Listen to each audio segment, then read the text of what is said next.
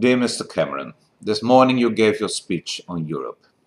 At the heart of your speech there was a question. Can we go to our people and ask them whether or not they want to stay in or out the European Union?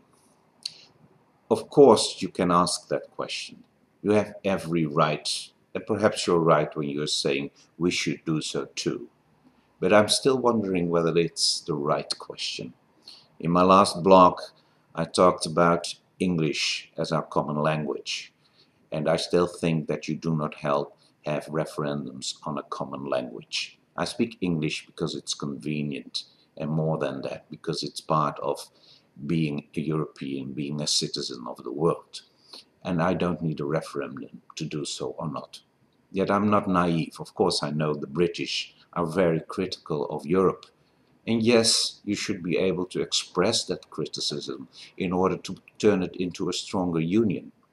But my question is not whether to stay in or out of Europe. I think the right question is, can you have it both ways? Because there is something in your speech that doesn't sound exactly right. You rightfully ask for a competitive European Union. And you also ask for a flexible European Union.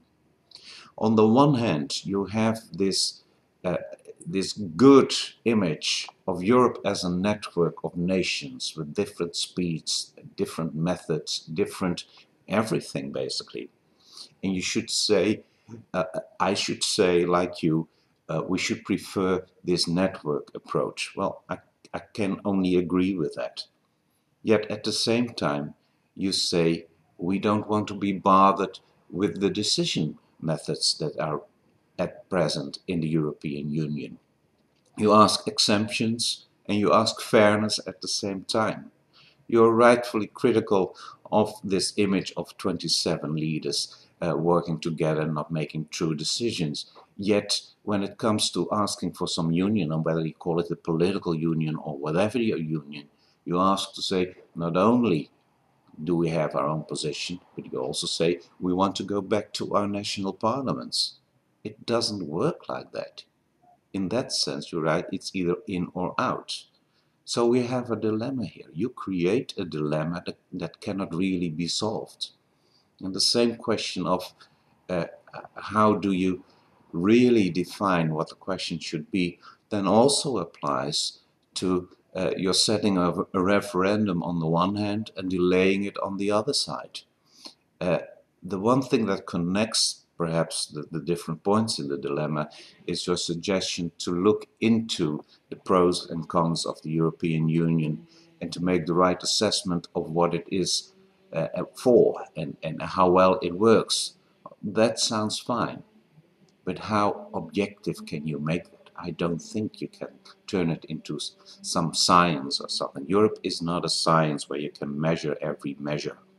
No, it is about trust and believing in each other, knowing to deal as well with it as you can.